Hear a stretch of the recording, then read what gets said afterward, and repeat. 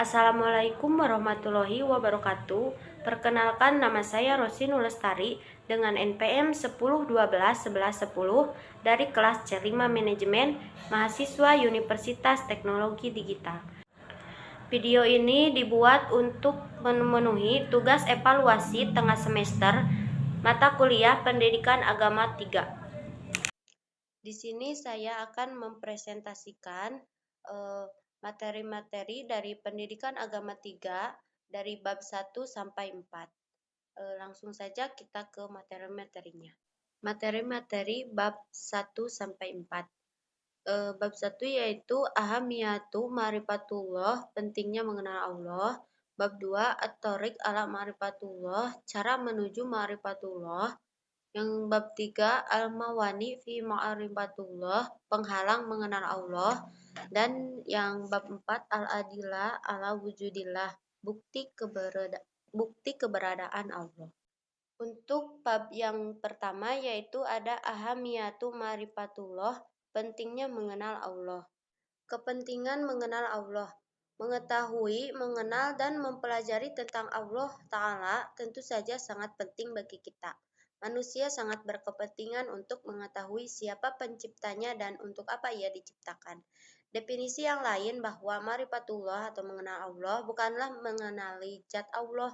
Pemahaman dan pengetahuan kita tentang Allah Subhanahu wa taala harus didukung kuatut dalil-dalil yang kuat. Dalil-dalil yang dimaksud adalah satu, ada dalil nakli, nas yang tertulis dalam kitab. Allah berfirman dalam Quran surat Al-An'am ayat 19 yang artinya, katakanlah siapakah yang lebih kuat persaksiannya, katakanlah Allah. Dia menjadi saksi antara aku dan kamu. Dan Al-Quran ini diwahyukan kepadaku, supaya dengan dia aku memberi peringatan kepadamu dan kepada orang-orang yang sampai Al-Quran kepadanya. Apakah sesungguhnya kamu mengakui bahwa ada Tuhan-Tuhan lain di samping Allah? Katakanlah, aku tidak mengakui. Katakanlah, sesungguhnya dia adalah Tuhan yang Maha Esa. Dan sesungguhnya aku berlepas diri dari apa yang kamu persekutukan dengan Allah. Ayat ini menegaskan bahwa Al-Quran yang diturunkan oleh Allah Subhanahu wa Ta'ala kepada Nabi Muhammad SAW sudah cukup menjadi penjelasan akan kebenaran risalah yang dibawanya. Tujuan diturunkannya Al-Quran adalah untuk memberikan penjelasan. Ia diturunkan untuk dibaca dan dipelajari. Nabi diutus untuk membacakannya dan mengajarkannya kepada kita.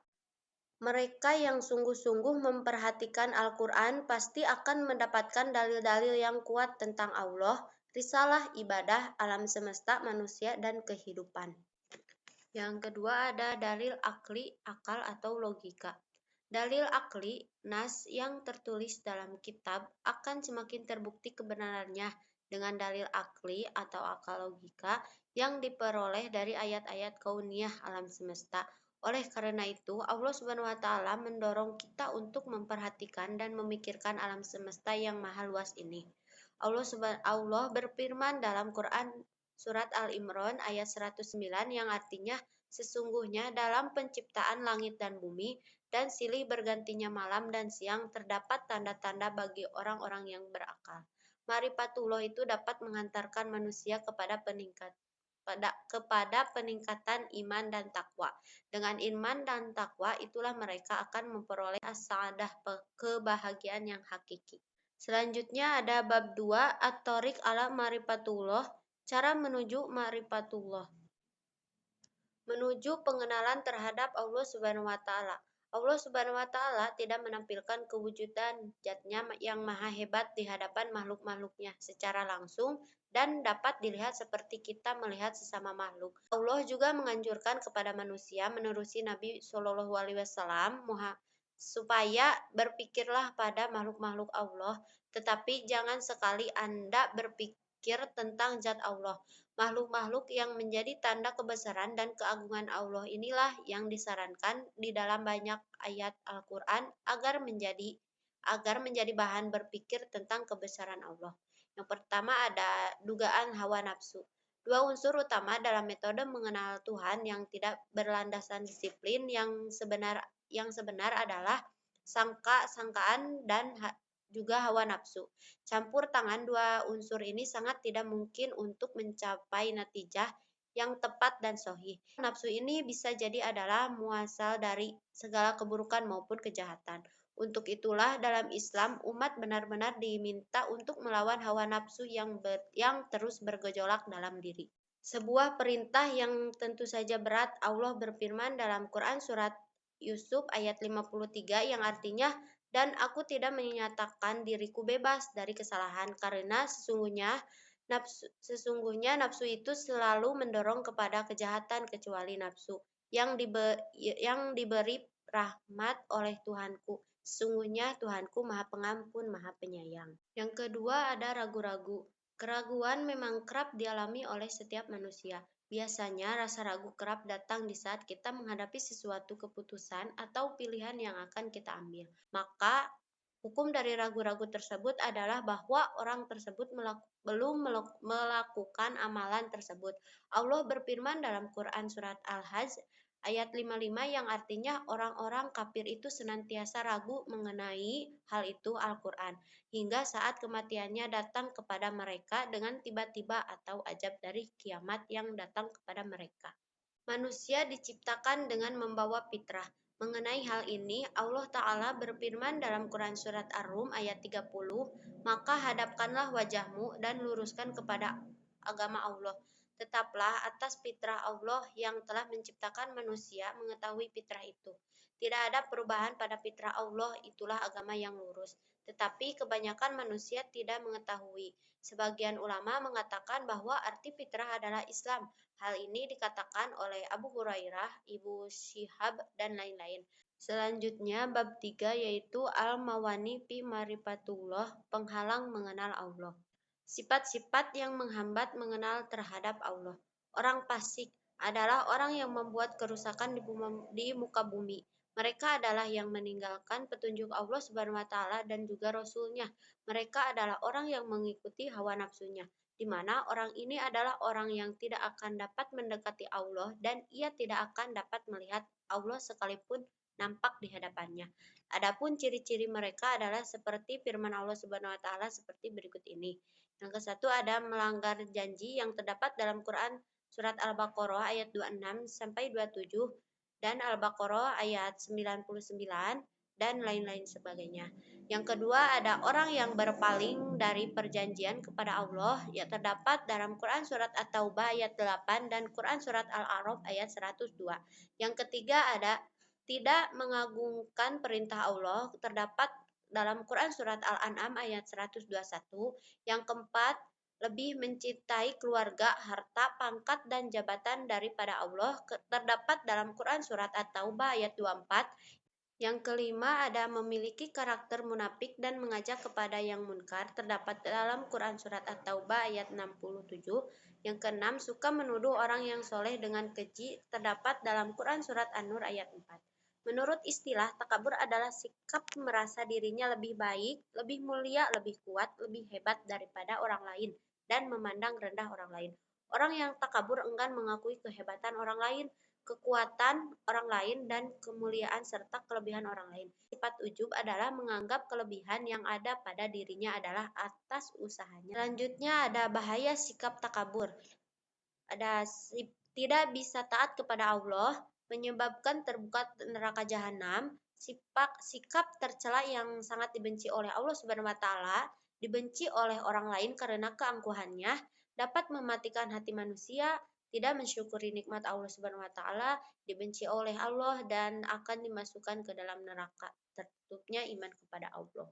Menghindari sikap takabur yaitu dengan cara belajar untuk menerima kelebihan orang lain dan menyadari kekurangan diri dan siap belajar dari orang lain untuk memperbaiki diri. Dengan demikian, kita akan selalu menghargai kelebihan orang lain dan belajar menyempurnakan diri dengan melihat kekurangan diri sendiri.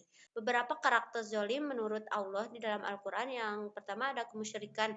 Kemusyrikan adalah dosa yang paling berat karena Allah Subhanahu wa taala tidak akan mengampuni dosa tersebut selama pelakunya tidak bertobat dengan tobatan nasuha. Yang kedua ada kekafiran, penyakit lain yang akan dapat menghalangi orang untuk dapat Ripat kepada Allah adalah kekafiran atau penolakan kepada kebenaran atau menutupi kebenaran. Orang-orang tidak mau diselamatkan Allah, bahkan mereka adalah orang-orang yang menentang kebenaran Allah dari Allah. Setiap penolakan yang dilakukan oleh manusia kepada aturan-aturan Allah adalah bentuk penolakan atau bentuk kekafiran, sehingga mereka akan hidup dalam kegelapan dan kehancuran. Selanjutnya ada pangkal dari segala dosa adalah dusta. Dusta adalah perbuatan yang dilakukan oleh seseorang yang bertentangan dengan yang sebenarnya, mengakui melakukan sesuatu padahal tidak melakukan sesuatu, mengatakan sesuatu tidak sesuai dengan yang sebenarnya, mengakui perbuatan yang tidak pernah dikerjakan. Setiap perbuatan dusta adalah dosa kecuali dusta dikarenakan untuk menyelamatkan akidah dan dusta untuk yang berbunyi kemaslahatan yang lebih besar, serta dusta dalam peperangan. Sifat yang berasal dari penyakit subhat ada jahil yang terdapat dalam Quran surat 39 ayat 6 ayat 65. Kata jahil berasal dari kata bahasa jahala, ya jahalu wajah jahlan wajahalatan yang artinya itu tidak tahu, pandir atau bodoh. Sebutan jahil bukanlah karena mereka bodoh dalam artian tidak bisa menulis dan membaca, tetapi bodoh karena tidak bisa mau memahami ayat-ayat Allah Subhanahu wa taala. Mereka tidak bisa memahami kehendak Allah Subhanahu wa taala. Yang kedua ada menyimpang yang terdapat dalam Quran surat kelima ayat 13. Perbuatan manusia dapat dikatakan menyimpang apabila tidak sesuai dengan norma atau kaidah yang berlaku atau diberlakukan. Allah Subhanahu wa taala sebagai Khalik telah membuat sebuah aturan yang tertera dalam wahyu yang disampaikan kepada para rasulnya, dan setiap rasul mempunyai kewajiban dan menyampaikan semua itu. Yang ketiga adalah lalai yang terdapat dalam Quran surat ke-7 ayat 179. Lalai adalah sifat manusia yang mempunyai arti kurang hati-hati, tidak mengindah atau kewajiban pekerjaan dan sebagainya, atau lengah, kurang konsentrasi. Sikap tersebut adalah sikap yang akan dapat membahayakan baik dirinya sendiri ataupun orang lain. Dan yang terakhir ada bab 4, al-adilah ala wujudillah, bukti keberadaan Allah, eksistensi Allah. Yang pertama ada dalil fitrah. Dalil fitrah adalah dalil yang lahir dari fitrah asal manusia itu sendiri. Hal ini banyak dirakamkan di dalam Al-Quran. Bagaimanapun manusia umumnya mengakui kewujudan Allah. Allah menciptakan manusia disertai dengan berbagai macam naluri, termasuk di dalamnya naluri bertuhan, naluri beragama, yaitu agama tauhid. Yang kedua ada dalil indra. Dalil indra adalah dalil-dalil yang dapat dinikmati, dilihat, dirasakan, atau disentuh oleh indra. Biasanya ini berupa kejadian luar biasa seperti mukjizat, karomah, dan maunah. Allah telah menciptakan manusia beserta seluruh kemampuan indrawi persepsi mereka. Dengan kata lain, takdir mereka, dan Allah adalah penguasa kehidupan mereka di setiap waktu. Dia mengetahui apa yang terjadi setiap saat. Allah Subhanahu wa taala berfirman dalam Quran surat Al-Anfal ayat 9 yang artinya ingatlah ketika kamu memohon pertolongan kepada Tuhanmu lalu diperkenankannya bagimu. Sungguh aku akan mendatangkan bantuan kepadamu dengan 1.000 malaikat yang datang bertugas. Yang ketiga ada dalil sejarah. Dalil sejarah adalah dalil-dalil kekuasaan dan keagungan Allah yang diambil dari peristiwa-peristiwa yang telah terjadi di atas muka bumi. Dalil historis sejarah adalah pembuktian tentang keberadaan Tuhan dan berpegangan pada sejarah perjalanan hidup manusia dari dahulu hingga sampai saat ini yang tidak bisa dilepaskan dari kehidupan keagamaan. Hubungan manusia dengan Tuhan dapat dilihat dari kehidupan keberagaman yang paling sederhana hingga kehidupan keberagaman yang paling kompleks sekalipun. Manusia sepanjang sejarah selalu memiliki tempat ibadah. Allah Subhanahu wa taala berfirman dalam Quran surat Yusuf ayat 111 yang artinya sesungguhnya pada kisah-kisah mereka itu terdapat pengajaran bagi orang-orang yang mempunyai akal.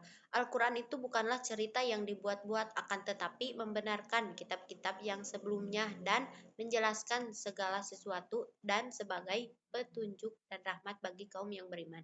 Yang terakhir keempat yaitu mengagungkan Allah dan mentauhidkan Allah. Dari semua dalil-dalil yang dapat dilihat di atas itu adalah berfungsi menguatkan pandangan kita betapa keagungan Allah Subhanahu wa taala begitu luar biasa dan menundukkan kita sendiri di hadapan keagungan ini. Makna tauhid adalah menjadikan Allah sebagai satu-satunya sesembah yang benar dan dengan segala kehususannya. Dari makna ini sesungguhnya dapat dipahami bahwa banyak hal yang dijadikan sesembah oleh manusia bisa jadi berupa malaikat, para nabi, orang-orang solih, atau bahkan makhluk Allah yang lain. Namun seseorang yang bertauhid hanya menjadikan Allah sebagai satu-satunya sesembah saja. Mungkin cukup sekian presentasi yang dapat saya sampaikan. Mohon maaf bila ada kesalahan dalam menyampaikannya. Wassalamualaikum warahmatullahi wabarakatuh.